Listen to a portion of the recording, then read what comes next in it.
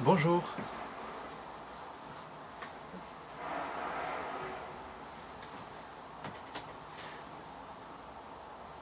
Je suis content d'être avec vous aujourd'hui pour cette petite introduction au cours de tronc commun de Théophile Ministère. C'est la première fois que je me filme comme ça, en tout cas ça m'est pas arrivé depuis très longtemps, donc j'espère que toute la technique marchera bien, j'espère que vous m'entendrez bien aussi, que le cours sera audible et compréhensible pour chacun d'entre vous là où vous êtes. Il n'y a personne derrière la caméra, donc j'espère que c'est bien cadré. Et j'espère que vous prendrez du plaisir à suivre avec nous tout ce petit parcours. Donc le but d'aujourd'hui, c'est un tout petit peu d'introduire cette formation que nous vous proposons. C'est un petit peu d'en expliquer les grands thèmes et de poser comme 3 repères qui serviront de fondements sur lesquels nous bâtirons et sur lesquels tous les autres cours sont construits. Avant de commencer à voir ces 3 petits thèmes du jour, donc vous l'avez de toute façon dans le titre, ces 3 thèmes c'est le Christ, le royaume et la foi, j'aimerais faire 2 petits rappels. Le premier rappel concerne ce que l'on vit avec Théophile Ministère. Quand on regarde l'histoire de l'Église, et particulièrement de l'Église française et francophone, on s'aperçoit qu'il y a eu plusieurs vagues successives de courants qui ont traversé l'Église. À un certain moment, on a redécouvert un petit peu la louange prophétique. Pendant quelques années, l'accent était mis sur la relation d'aide. Après, ça a été le ministère prophétique, la délivrance.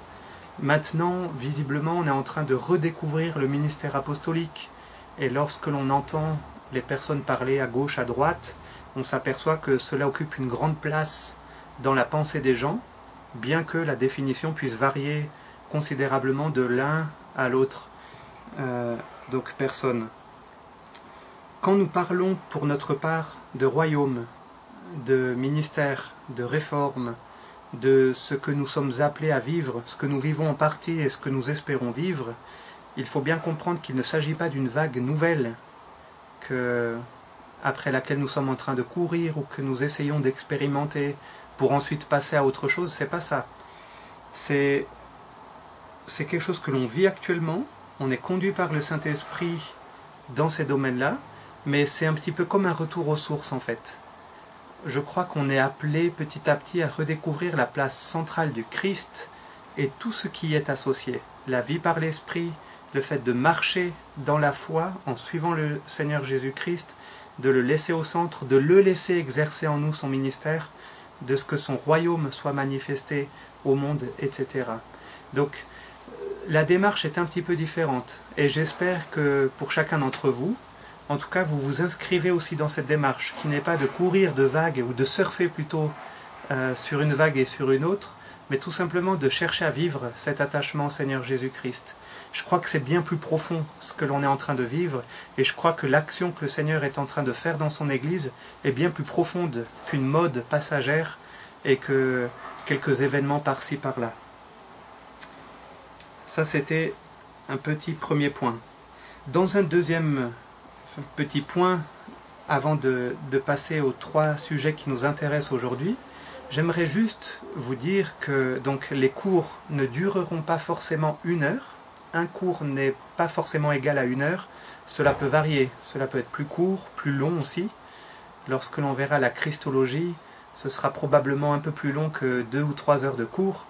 Et voilà, donc ça il faut le savoir. Il faut savoir aussi que pour l'instant vous n'avez pas de polycopiés qui vous sont donnés.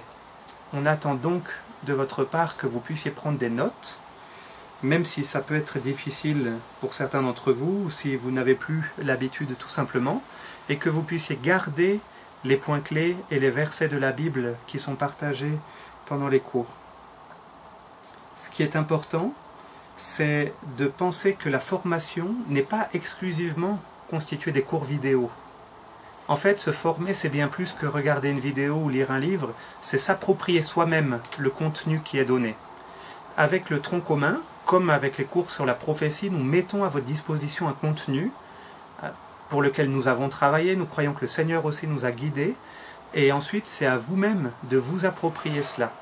Bien sûr, nous sommes à vos côtés pour nous pour être sûr que vous comprenez bien le tout, que vous l'assimilez pour marcher ensemble en fait, mais il y a un effort qui vous est demandé. Et la formation vous implique de manière active. Vous êtes impliqué dans le processus. C'est très important de le rappeler.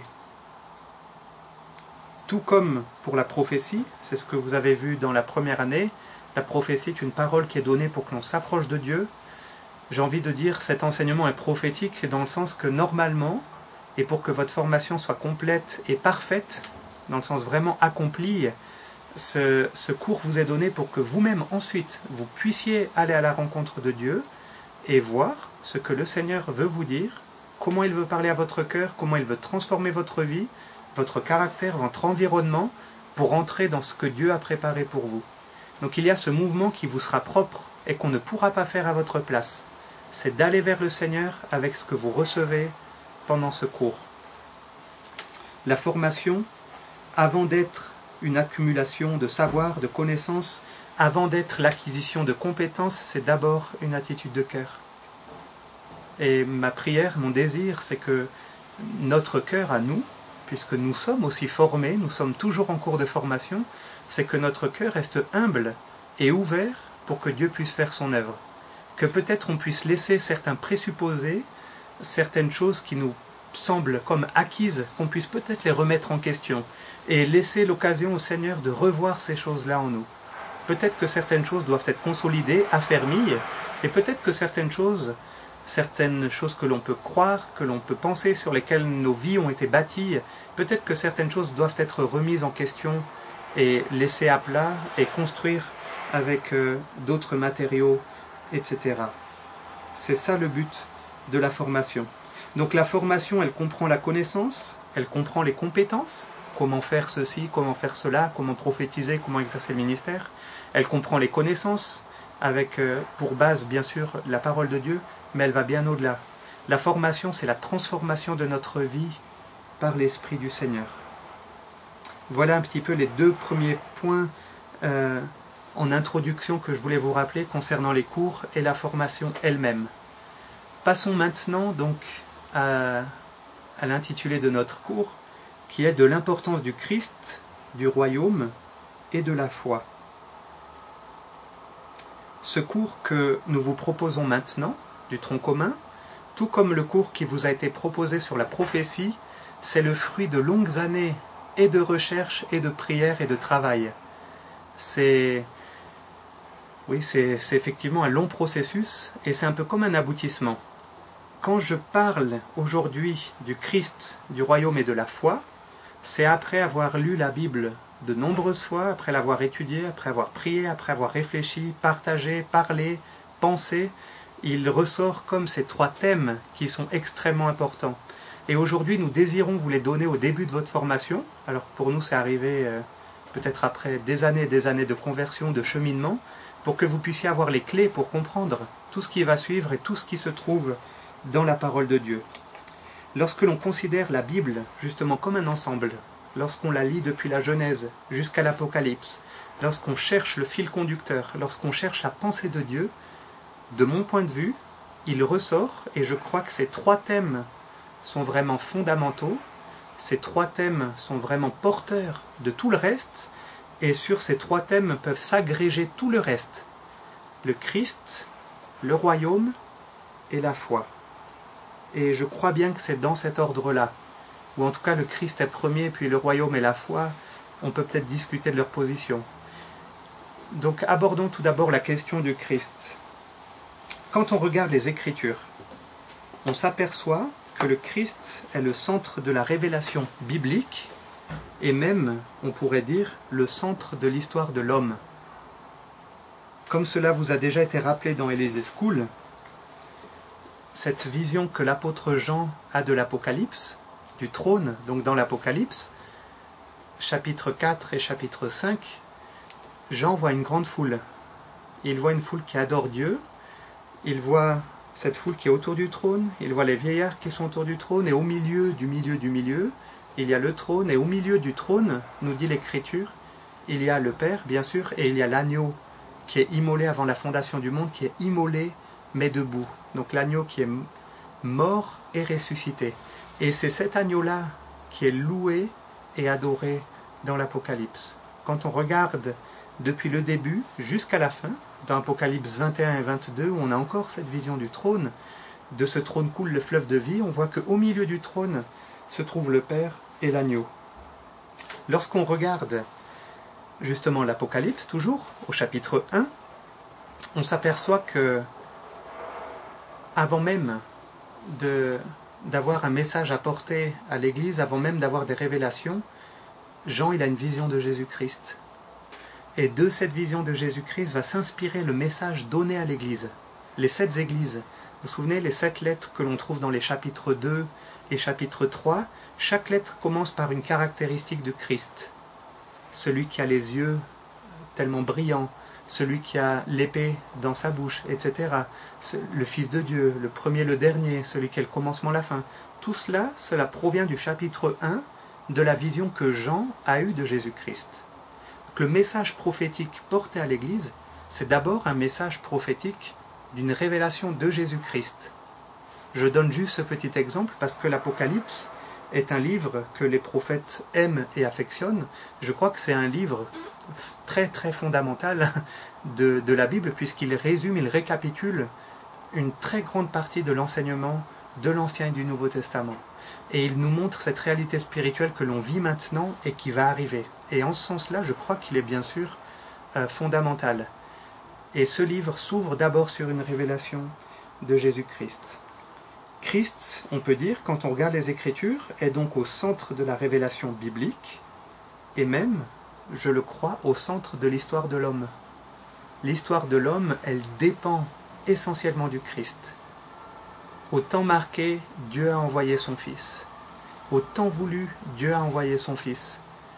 C'est pas pour rien, je crois, que dans nos sociétés, on compte le temps avant ou après Jésus-Christ. L'histoire de l'homme, elle est fondée sur ce que le Christ lui-même a fait. Pourquoi est-ce que le Christ est central dans les Écritures? C'est pour une raison qui est très simple. La Bible est le livre qui nous parle du salut que Dieu a mis en œuvre pour nous, en notre faveur. Dieu a décidé de nous sauver depuis que l'homme a péché en Éden, et ce péché qui nous prive de la gloire de Dieu, qui nous prive de la présence de Dieu, qui nous conduit jusqu'à la mort, Dieu a décidé d'en assumer le prix, et il a envoyé pour nous Jésus-Christ, son Fils. La Bible est le livre du salut, et le salut s'accomplit par Jésus-Christ.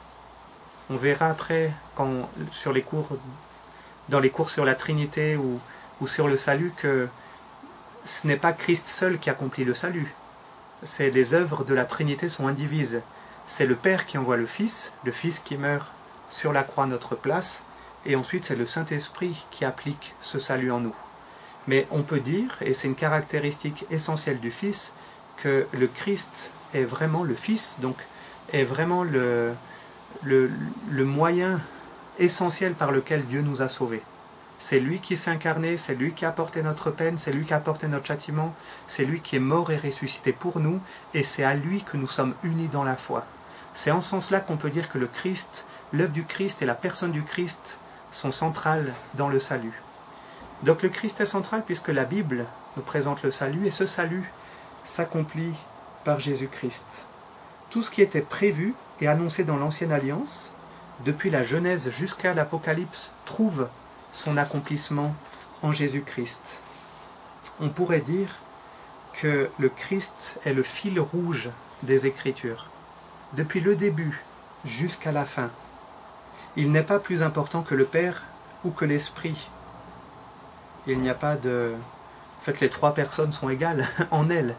Elles sont de même statut, de même dignité. Elles méritent la même adoration. Et nous ne sommes pas un mouvement... comme il a pu y en avoir il y a quelques décennies, Jésus seul. Bien sûr, on est des disciples de Jésus-Christ, mais c'est le Christ lui-même qui nous permet de connaître Dieu, ce Dieu trinitaire. En fait, quand on parle du Christ qui est central, nous reconnaissons lui la porte, le chemin par lequel nous avons accès au Père, et par lequel nous avons accès à Dieu lui-même.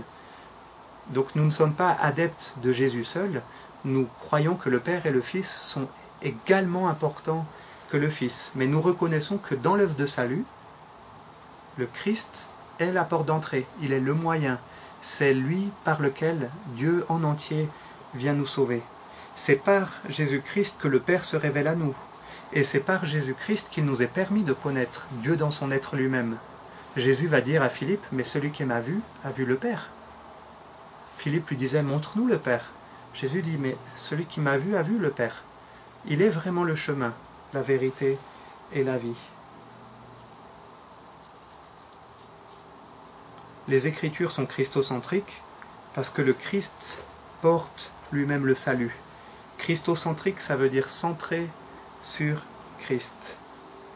On trouve la première mention du Christ, ou la première allusion, dès la Genèse. Dans Genèse chapitre 3, verset 15, il est dit « Je mettrai de l'hostilité entre toi et la femme ». Donc c'est Dieu qui s'adresse au serpent. Il dit « Je mettrai de l'hostilité entre toi et la femme, entre ta descendance et sa descendance, et celle-ci t'écrasera la tête et tu lui mordras le talon. » Genèse chapitre 3, verset 15. Ce verset est souvent appelé le proto-évangile. On l'a appelé comme ça puisque proto ça veut dire premier. C'est comme un prototype, c'est le premier modèle. Et puis évangile, vous savez tous ce que ça veut dire bonne nouvelle. Genèse 3,15, c'est la première bonne nouvelle de la Bible, c'est la première bonne nouvelle des Écritures. Au sein même du jugement de Dieu, que Dieu a prononcé contre l'homme et la femme, et au sein même de la malédiction que Dieu a déclarée sur le serpent et sur la terre, Dieu donne cette parole de bénédiction, cette promesse de salut. Je mettrai l'hostilité entre toi le serpent et la femme, entre ta descendance et sa descendance. Celle-ci va t'écraser la tête et toi tu lui mordras le talon. Lorsqu'on regarde les Écritures, les écrits que ce soit de Paul, de l'Apocalypse, les écrits du Nouveau Testament, les évangiles, on s'aperçoit que cela a été accompli en Jésus-Christ. Donc au sein même du jugement prononcé contre l'homme et la femme, au sein même de la malédiction que Dieu a prononcée contre le serpent et contre la terre, on trouve déjà la lumière de l'évangile qui brille. Dieu annonce qu'il va sauver. Dieu est déjà en train de révéler sa nature même de sauveur.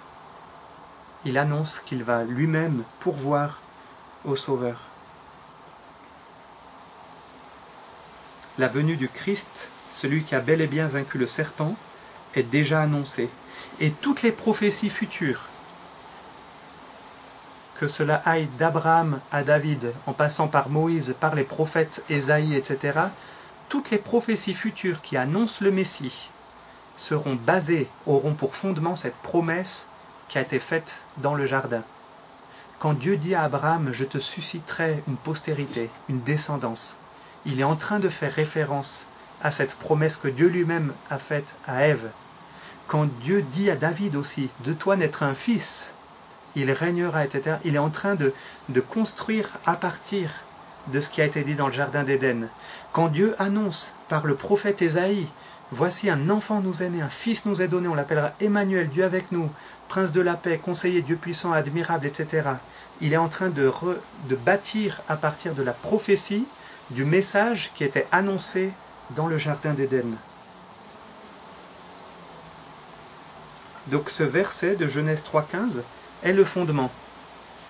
On retrouve à la fin des Écritures, quand Jean a cette dernière vision de ce qui se passe dans le livre de l'Apocalypse, on entend cette prière « Viens Seigneur Jésus, viens Seigneur Jésus ». Ça commence par une promesse, ça termine par une prière. Et les deux sont liés à la personne de Jésus-Christ. Jésus-Christ dira aux pharisiens « Mais vous sondez les Écritures, mais elles rendent témoignage de moi ». On ne peut pas lire ou comprendre les Écritures sans comprendre le Christ. C'est ce qui était arrivé aux pharisiens, ils connaissaient parfaitement les Écritures. Pourtant, ils n'avaient aucune connaissance intime de celui qui allait venir. Ils n'avaient aucune connaissance intime de celui qui avait révélé ces Écritures, de celui qui les avait données. Le Christ lui-même est celui qui accomplit les Écritures, et les Écritures rendent témoignage du Christ. S'il n'y avait pas de Christ, il n'y aurait pas d'Écriture. J'espère que cette petite phrase-là, vous pouvez la comprendre. S'il n'y avait pas eu de Christ, de volonté de Dieu de sauver, en s'incarnant parce que ça nécessitait l'incarnation. Le fait que l'homme ait péché, ça nécessitait que Dieu s'incarne. On le verra tout ça dans la Christologie. Hein. Peut-être que ça va un petit peu vite pour vous maintenant. Là, je vous ai dit, on ouvre juste des portes. On développera un petit peu tout ça. Mais le fait que l'homme ait péché, ça nécessitait l'incarnation. Il fallait que ce soit l'homme qui ensuite porte le jugement, qui paye pour son péché. Et donc, le fait que l'homme ait péché, ça nécessitait l'incarnation, ça nécessitait la venue de Jésus-Christ. Et sans le Christ, il n'y aurait pas eu d'écriture pour nous l'annoncer, pour nous le révéler. Ce ne sont pas les Écritures qui ont fait le Christ, c'est par le Christ que les Écritures ensuite nous ont été données et révélées. On l'a vu cet été, c'est l'Esprit du Christ qui annonçait par les prophètes de l'Ancien Testament les souffrances et la gloire du Messie. On l'avait vu, c'est dans la première lettre de Pierre, c'est par l'Esprit du Christ que les prophètes ont annoncé les souffrances du Messie et la gloire qui les suivrait. Donc ce qui est à l'œuvre, c'est bien la personne de Christ, c'est bien son esprit. Et les Écritures elles-mêmes sont centrées sur le Christ, parce que c'est par lui que Dieu nous sauve. Et depuis la Genèse jusqu'à l'Apocalypse, entre cette promesse et cette prière, toute la trame des Écritures, toute la trame même de l'action de Dieu est basée sur ce que Dieu a fait pour nous en Jésus-Christ. C'est pour cela que l'on peut dire que le Christ a une place centrale, qu'il est la pierre angulaire, la clé de voûte de tout l'édifice. Et je précise, c'est une deuxième précision, la première précision c'est sans Christ pas d'écriture. Je précise maintenant une deuxième chose, ce qui est central, ce n'est pas seulement l'œuvre de Christ, la croix, sa mort, sa résurrection, comme des fois on pourrait le penser dans nos églises. Ce qui est central, c'est la personne de Christ. La deuxième personne de la Trinité, pas seulement son œuvre. Pourquoi? Parce que son œuvre dépend de son identité. Ça, c'est un point très important. Son œuvre dépend de son identité.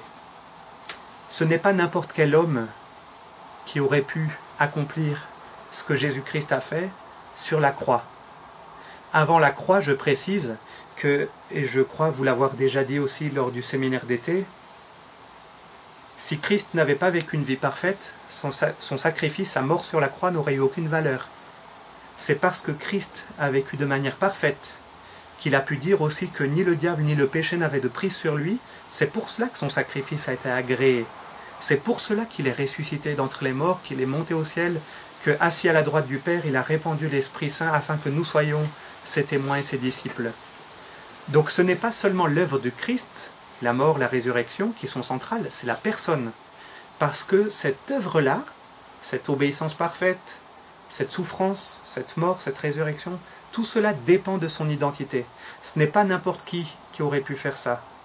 Un enfant d'Adam n'aurait pas pu le faire. Un ange n'aurait pas pu le faire non plus. Il fallait que ce soit Dieu lui-même. Et déjà là, on est en train de toucher le mystère de l'incarnation. Il fallait que Dieu devienne homme, que Dieu se fasse chair, pour pouvoir assumer notre place. On le développera un peu plus loin encore dans la Christologie. Donc j'essaye juste de vous mettre en appétit, mais j'essaye aussi de vous montrer déjà la nécessité. Et là, il y a une vérité qui est importante. L'œuvre du Christ est basée sur son identité. C'est parce qu'il est le Fils de Dieu. C'est parce qu'il est la deuxième personne de la Trinité qu'alors il peut accomplir le salut parfaitement pour nous. Ce n'est pas... Son identité ne dépend pas de ce qu'il fait. Ce qu'il fait dépend de son identité. Et ça a une implication énorme pour notre vie de tous les jours. C'est ce que nous sommes en Christ qui va nous conduire à vivre comme des enfants de Christ par son esprit. Et ce n'est pas le contraire. Pour le dire d'une autre manière, ce n'est pas par notre mise en conformité avec la loi de Dieu que nous serons plus ou moins enfants de Dieu. C'est parce que nous sommes enfants de Dieu que nous reflétons déjà la gloire du Seigneur ici-bas. Nos œuvres dépendent de notre identité, tout comme c'est le cas pour le Seigneur Jésus-Christ. Son œuvre dépend de son identité. Donc ce n'est pas seulement l'œuvre de la croix qui est centrale, mais la personne de Jésus-Christ. Et bien sûr, sa personne est inextricablement liée à son œuvre. Si le Christ est venu sur terre, il l'a dit lui-même, « Je suis venu pour sauver ceux qui étaient perdus. Je suis venu pour consoler ceux qui ont le cœur brisé, pour proclamer l'année de délivrance, pour libérer les captifs, etc. Si le Christ est venu, ce n'est pas pour rien. Mais ce qu'il est va engendrer ce qu'il fait. En Christ et en Dieu, en fait, il n'y a pas de différence entre l'être et l'action. C'est en nous par le péché qu'il y a eu cette division qui s'est faite, mais en Dieu, il n'y a pas de différence entre ce qu'il est et ce qu'il fait. Il est ce qu'il fait.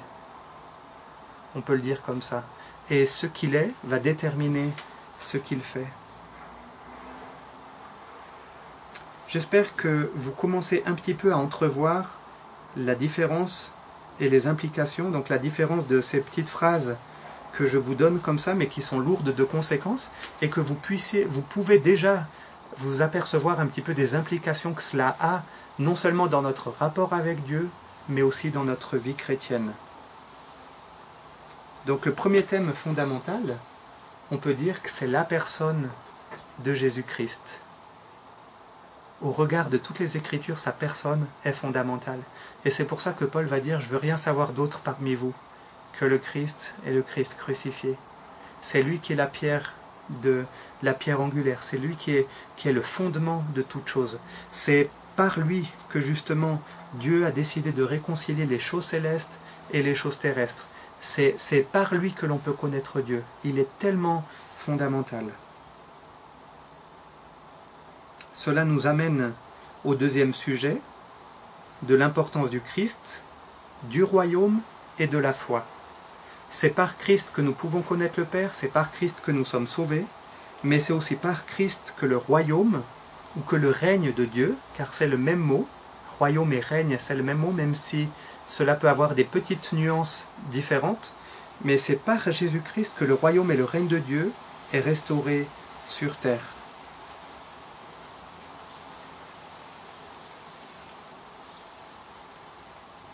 Pourquoi est-ce que je peux dire que c'est par lui? Qu'est-ce qui me permet de dire cela? Bien sûr, d'abord, il y a les Écritures.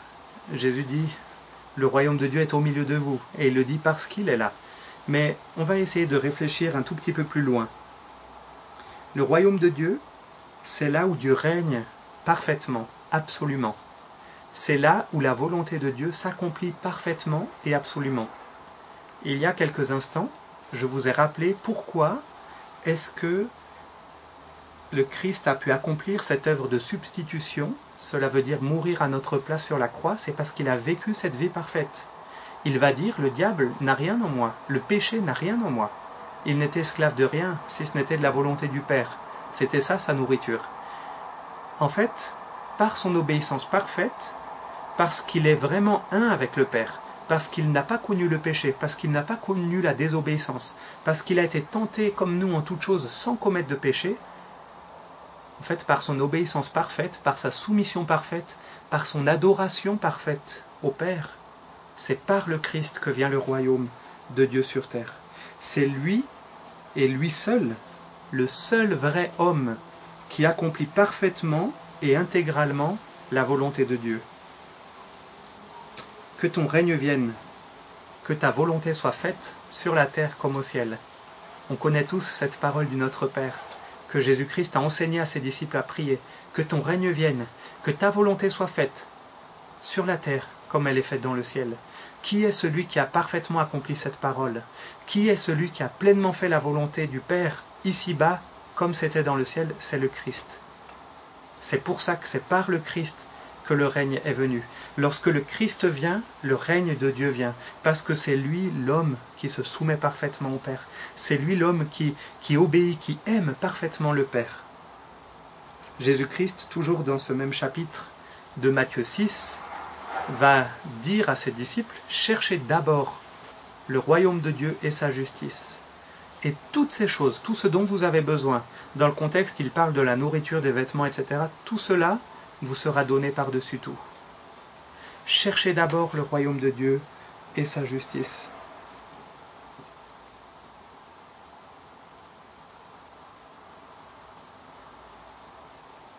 Le but de notre vie, et je crois aussi le but pour lequel Dieu a racheté l'Église, il le dit, c'est un peuple qui proclame ses œuvres.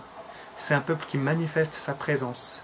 Paul écrira aux Éphésiens chapitre 3 qu'il dit à la fin du chapitre 3 « À Dieu soit en Christ et dans l'Église la gloire pour les siècles des siècles ». Dieu désire manifester sa gloire d'abord dans le Christ et ensuite dans l'Église. Manifester sa gloire, c'est manifester tout simplement ce qu'il est, toute sa beauté, toute sa perfection.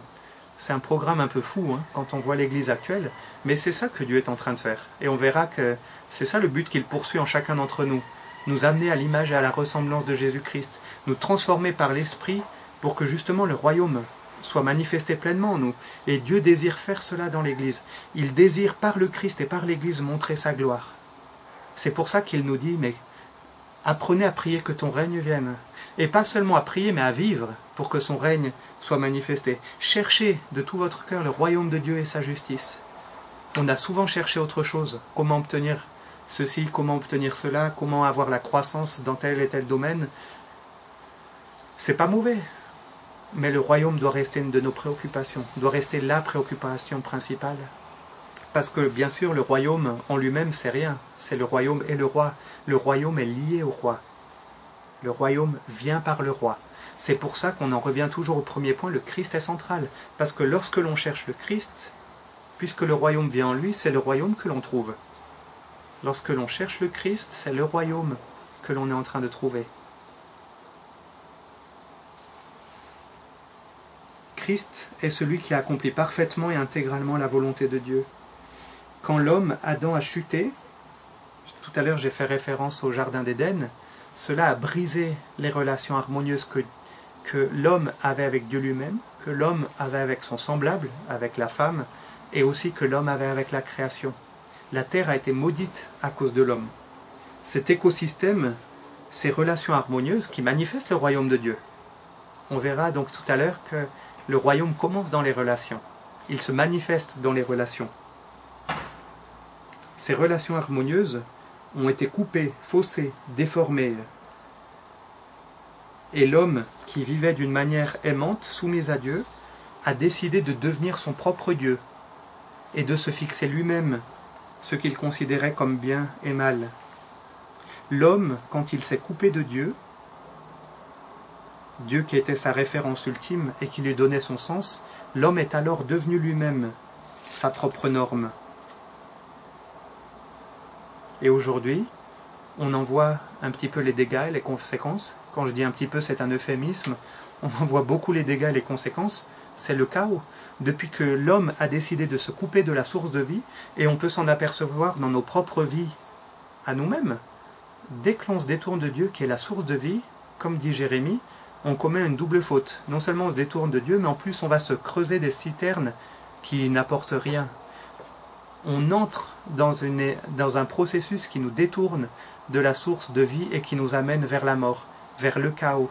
Il n'y a plus aucune harmonie, il n'y a plus aucune beauté, il n'y a plus aucune perfection. Il n'y a que le désir qui est frustré. Il n'y a que la mort qui est donnée.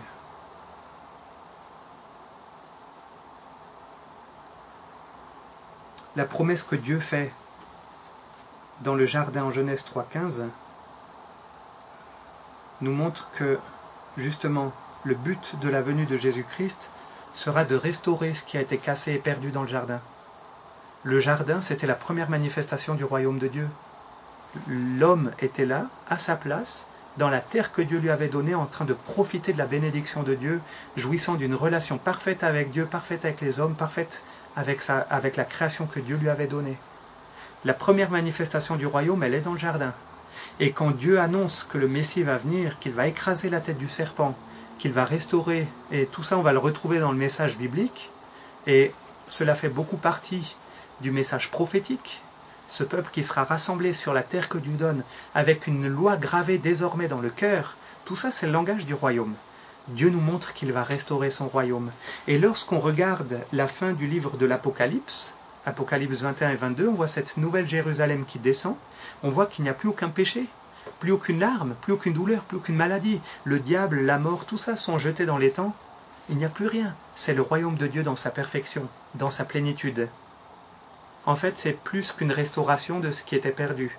C'est comme un peu le royaume surclassé en quelque sorte. Pleinement abouti, pleinement accompli. Cette histoire du royaume, on la retrouve depuis la Genèse jusqu'à l'Apocalypse. Et tout cela, encore une fois, c'est lié à la personne de Jésus-Christ. C'est lui qui réunit les choses célestes et les choses terrestres. Sans Jésus-Christ, il n'y a pas de royaume. C'est très important cette vérité-là. Sans Jésus-Christ, il n'y a pas de royaume. C'est en lui et c'est par lui que Dieu règne parfaitement. C'est sur lui que ni le diable ni le péché n'ont de prise. En fait, le diable et le péché, qui infectent le cœur, l'homme et le monde, c'est ça qui s'oppose au règne de Dieu. Donc sans Jésus-Christ, il n'y a pas de royaume. C'est pour cela, et j'aimerais le dire maintenant, parce que les enseignements sur le royaume pullulent aussi. Comment gérer l'argent, comment faire ceci, comment... Le royaume, c'est pas seulement des principes, c'est d'abord une personne. C'est pas seulement des préceptes. C'est pour ça tout à l'heure je parlais aussi de compétences. Une formation, c'est pas seulement acquérir des connaissances et des compétences. Voilà comment tu vas gérer ton argent selon le royaume. C'est vrai, il y a des règles de gestion d'argent dans la Bible qui nous parlent du royaume, avec des valeurs qui sont vraiment honorables et qui sont celles du royaume, comme la générosité, le partage, des fois le sacrifice, etc. On ne doit pas céder à la pression ambiante qui voudrait nous faire croire que le royaume n'est qu'une histoire de comment faire, de techniques, de méthodes. Comment faire grandir son église, comment toucher les nations, comment toucher ceci, comment... C'est pas que ça, c'est d'abord lié à une personne. Parce que c'est en Christ que le royaume de Dieu se manifeste parfaitement. C'est en Christ que la volonté de Dieu s'accomplit parfaitement. Et avant même de vouloir savoir comment imposer le royaume, comment faire venir le royaume, c'est le Christ lui-même que l'on doit chercher. Et c'est lorsque l'on trouve le Christ que l'on trouve le royaume. Sans Jésus, pas de royaume. Sans Jésus, pas de révélation du Père. Sans Jésus, pas de salut. Sans Jésus, pas d'effusion du Saint-Esprit. Sans Jésus, je le répète, pas de royaume. Lorsque le Christ vient, lorsque le Christ apporte le salut, son but n'est pas de diviniser l'homme. Ça, c'est encore un mensonge du diable. Vous serez comme des dieux. C'est ce que l'on entend depuis le jardin. Vous serez comme des dieux. Et le problème avec le diable, c'est qu'il n'est pas que l'oppresseur qui attaque de manière directe, il est aussi le tentateur. Et il est celui qui va utiliser notre orgueil, celui qui va utiliser nos convoitises, celui qui va utiliser les voies tortueuses que l'on peut avoir dans le cœur, et qui va distiller certains mensonges parmi la vérité. Et on en avait encore parlé cet été, mais certains évangiles peuvent être prêchés avec des choses qui sont justes et des pensées qui sont clairement diaboliques, où l'on croit que le but de Dieu c'est de nous diviniser, c'est de nous rendre comme des petits dieux ici-bas sur terre parce que nous sommes appelés à régner, etc. La Bible n'enseigne absolument pas cela. Le but de Dieu, lorsque Dieu nous sauve, c'est pas de nous diviniser, c'est pas de nous rendre tout-puissants. C'est lui qui est tout-puissant. Il a fait de nous des rois, des princes, mais c'est parce que lui-même est le seul vrai roi. C'est parce que lui-même est le principe de toute chose. C'est parce que lui règne. Notre règne à nous, c'est un règne que Dieu nous a délégué dans sa grâce et dans sa bonté, parce qu'il a fait de nous des créatures merveilleuses. Le but donc du salut n'est pas de nous diviniser, mais c'est de nous réhumaniser. Et c'est pour cela qu'on peut dire que Christ est le vrai homme par excellence. Christ est le vrai homme par excellence. Il est celui qui a pleinement vécu, en tant que médiateur, cette relation juste avec le Père. Il est celui qui s'est pleinement soumis et qui l'a servi pleinement et parfaitement. Il est celui aussi qui a été l'objet de son amour. Il est le vrai homme, le véritable adorateur, etc. C'est en Christ que Dieu trouve son affection. Et lorsque nous sommes en lui, c'est là que Dieu trouve son affection, pour nous aussi.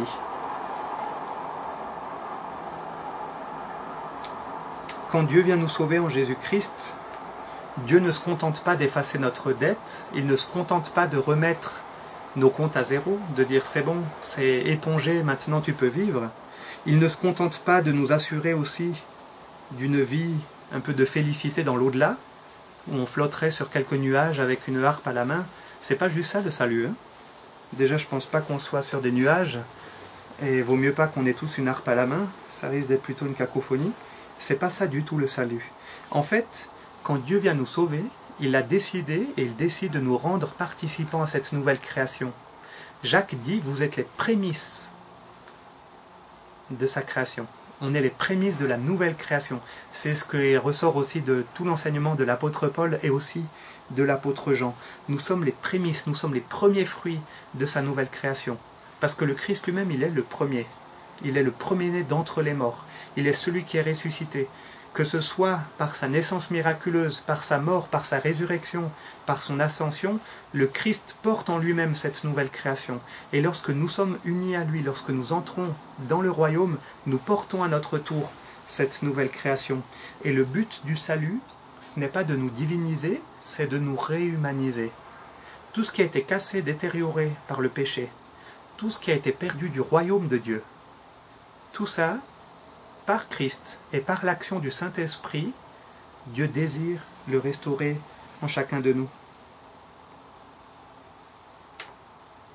Le but de Dieu, c'est de nous transformer à l'image et à la ressemblance de Jésus-Christ.